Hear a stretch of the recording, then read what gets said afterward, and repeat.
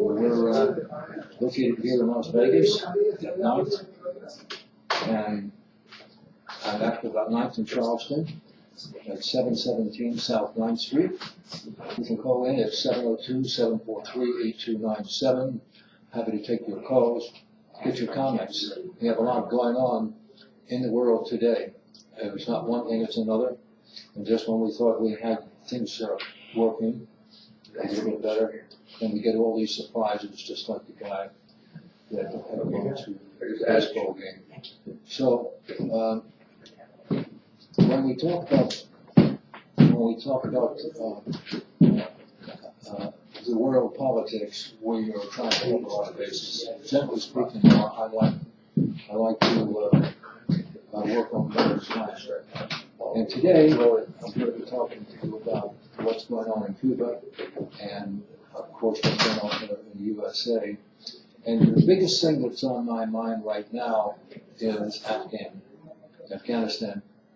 And so I began to think about this for a while, and I said, well, wait a minute, why are we in Afghanistan at all? What is our purpose in Afghanistan?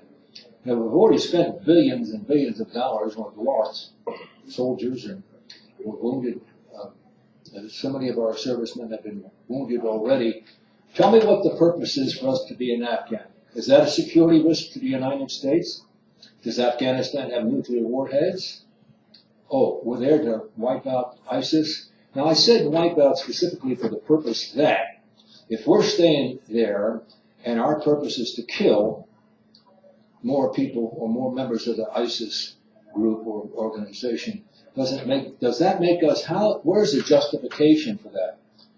Now, we could understand if there was an open war, if there were enemies that were wearing uniforms, or there was a declared war, but none of that has taken place. So why are we spending all of this money there?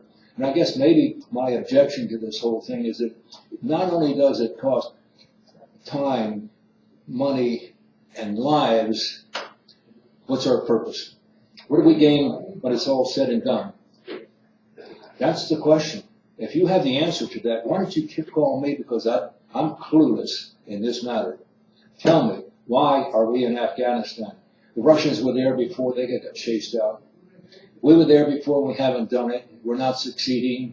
And so is the object of our game to win, or are we just out there to see how many people we can kill? Unfortunately, when we do these airstrikes, if you want to call them that, and we send in the drones and they're indiscriminate, wherever they're targeted, that's what they hit, and there happens to be collateral damage. So what? So what? Is that what we're supposed to do in society today? Is kill? Okay, I'm going to take that a little step further, because if that's our game, if that's our purpose, if it's not our purpose, why are we using weapons of mass destruction to kill unknown people? That we have not, are they not, I'm not saying that the Afghans are right, that they don't have a justifiable cause. Are they mostly Muslim? Good Lord, I don't know whether they're Muslim or not. I don't care. All I know is that we're killing people. And if we're killing people, what's the justification for it? Why are we spending our money? Because the amount of money that we have spent in Afghan so far, not including, I believe it's $81 billion that now we're going to be sending over there, as well as an additional 4,000 troops. And I think we have 8,000 there already, so that makes 12,000 people we're going to have in the field. And the amount of money that has been spent thus far and what is being planned to spend is enough to change the infrastructure in this United States. Yes, enough to change the infrastructure in the United States with rapid transportation, 4 new lanes of highway, with the ability to move resources like water, natural gas, and electricity. But we don't have the money for that. I'm really confused here. What are we spending our money for? Why are we subjecting the future to untold, unlimited bills associated with killing? Isn't that what it's all about? Maybe I'm wrong. Why do we have these bombers? Why do we have Why do we have all of these weapons of mass destruction if our intent is not to kill? Come on, wake up, folks. Tell me something. I'm not that smart, apparently. Why are we killing people? And then in return, they want to kill us. Well, I'm not so sure that I blame them. Do I want to get killed? Of course not. Am I a Christian? Yes. Am I on the top of the list? Yes. But you know what? We need to settle this matter once and for all. And if it is a declared war, then we need to conduct ourselves as we would in any other war. And if that means killing the enemy, that's what we'll have to do, because we have to do it. And you can say, well, wait a minute, this is, you're being a hypocrite, talking about killing people in one hand and killing people in the other. It's all about killing, isn't it? Isn't that the end game? Isn't that how we win wars, is by killing people? Now you tell me what the justification for that is. I want to know. I need to be informed as a patriot, as an American citizen, as a person who has contributed to this country in many ways and shapes and forms.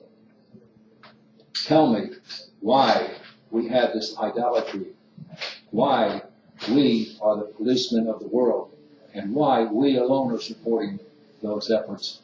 $20 trillion or more in debt?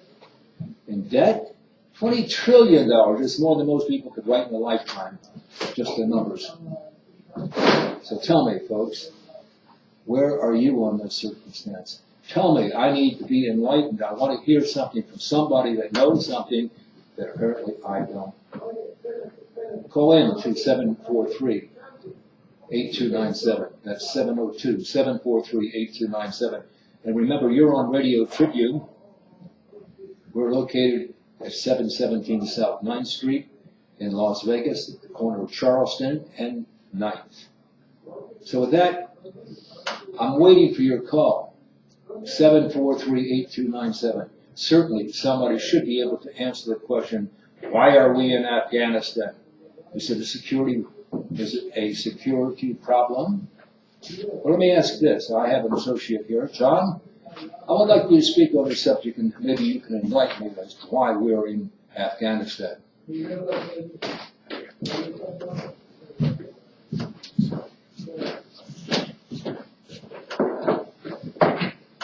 John, what's your last name again? My name is John Estrada, and I've got a program called Conservative America that will start right after yours, Lou. Yeah. Basically, Afghanistan is been a problem for many superpowers over the last 50 years, and we're sort of like the last superpower that's been in there is trying to solve their problems for them. It's a very complex question that you're asking. Why are we there? Why are we killing people?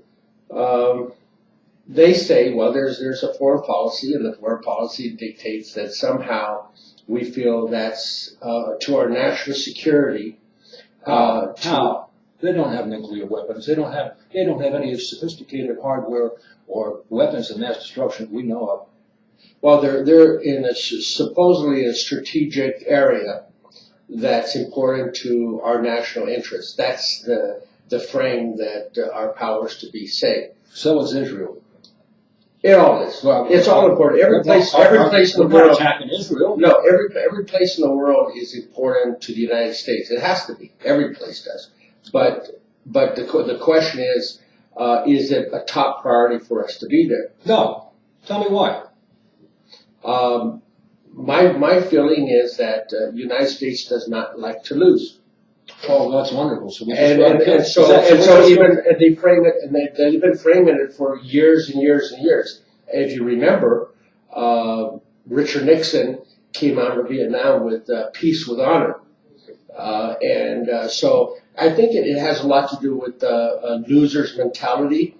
We don't want to be branded a loser, so we keep spending money to kill people, to occupy, to fight, to kill, whatever it is. The point is they will continue. They will continue until the other side says uncle. Well, didn't we do that in Iraq? Didn't we do that in Libya? Didn't we do that in Somalia, haven't we done it all over the place? Wouldn't we be considered aggressors? Wouldn't we be considered imperialist, taking over the world? Because if that's, come on, let's face it, that's the end result, is that we get people on their hands and knees and they come to us, maybe, but maybe not, because as you can see, the resentment is there. But wait a minute, who has the credibility to say we are the aggressors, or we're imperialists, or whatever name you want to call it?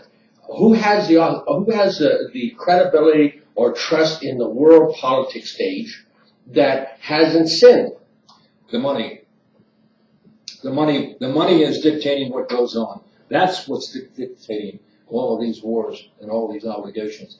But so what you're saying is the United States is making money off Afghanistan. We make money off of arms and ammunition and things of that nature. Yeah, but I don't see how spending money at Afghanistan is making money.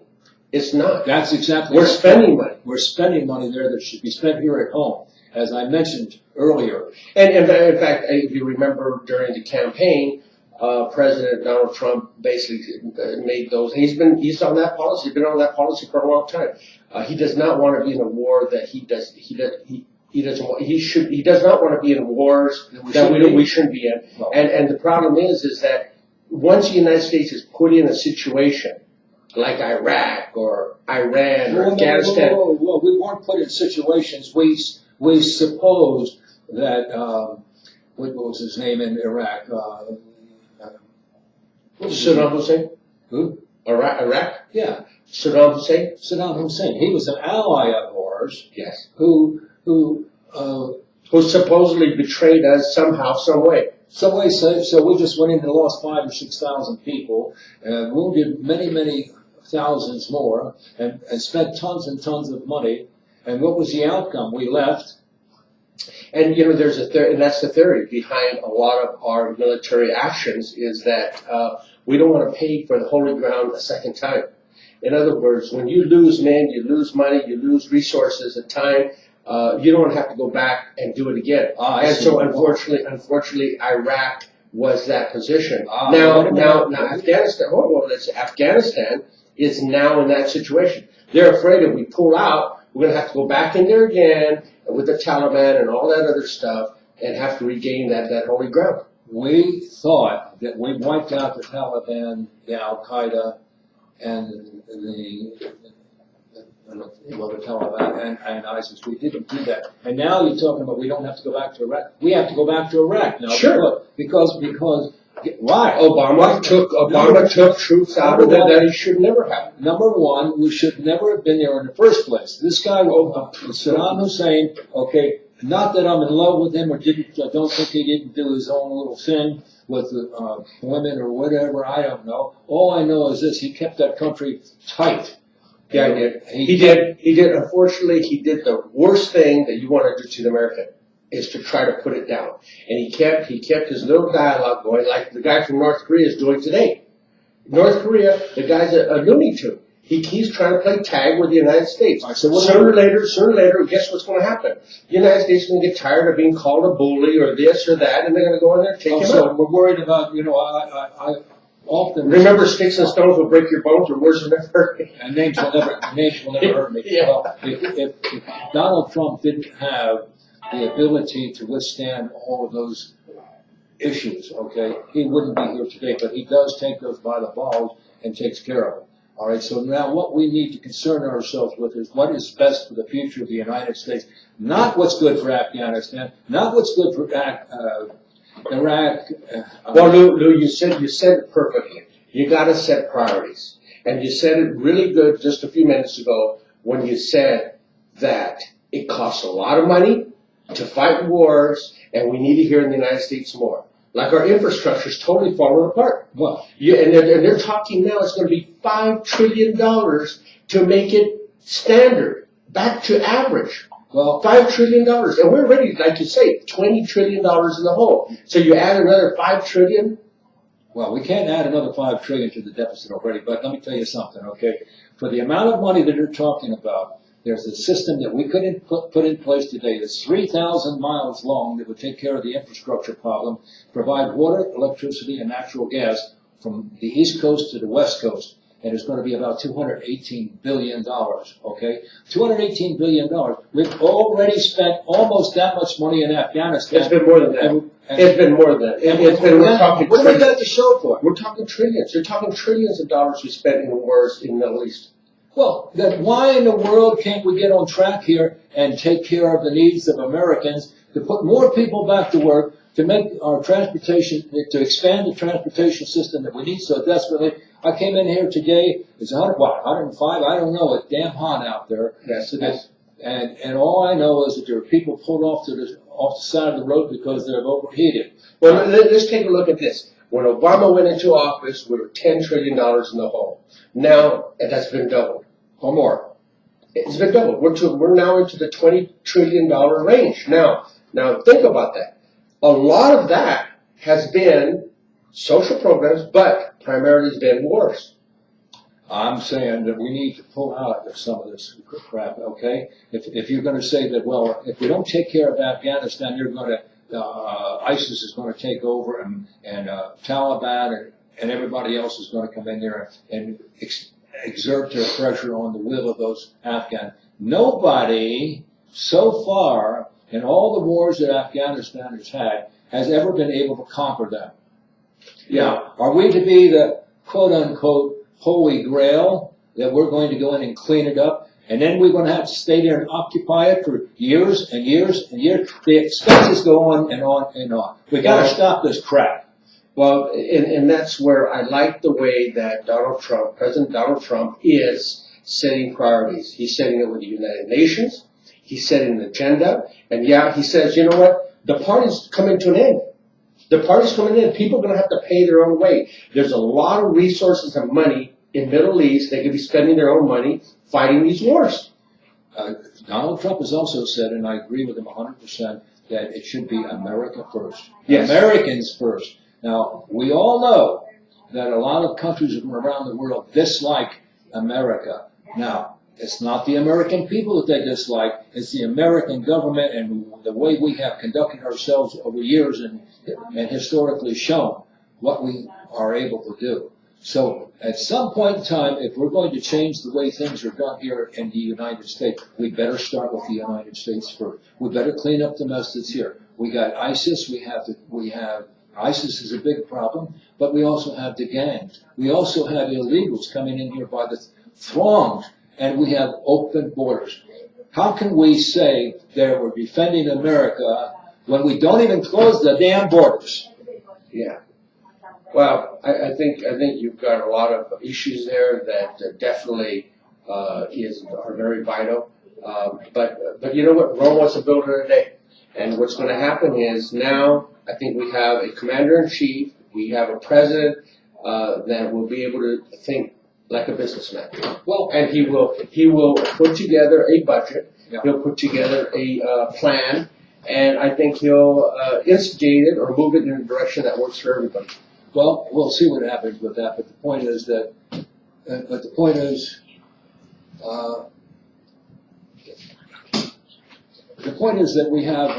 we have our own issues to deal with. We need to deal with the immediate needs of America to make America great again. America first. And if we don't do that, and we dedicate our money and our resources to other countries, we're never going to change what's going on. We must deal with the immediate future, and the immediate future is here in the United States. Let's take care of America. Let's forget the jobs and the opportunity, expand the highways, get the fast transportation, and be able to provide those resources to areas that need them. And so today, we're having a short program, but that's the way it is. And this is Blu Laker, and I'm here with John. God bless America. Lou, thank you, and we'll talk to you down the road. Yeah, I don't understand what's going on, and I just wish somebody would. You can't talk to the legislators. That's impossible. They're supposed to represent their constituents. They won't even return a phone call. It's ridiculous the way this country is operating, and we need to get it straightened out, and if we don't, we're in big, deep trouble. Again, this is Blu Laker. This is Cobra USA, that's the name of my radio program. We're here at Radio Tribune in Las Vegas, and the Las Vegas Tribune has a weekly publication with news and information that you won't find anyplace else. So it's an internet show, the Las Vegas Tribune, and we encourage you to pay attention to that because you will find things that you didn't know existed. And so, you know, for Radio Kino and John, appreciate you being on the show and contributing what you have. And everybody's opinion counts, but you know what? We need to settle these issues. We somehow need to get the attention of those people who are supposed to be protecting our interest here in the United States. God bless America. See you soon. I'm not too sure.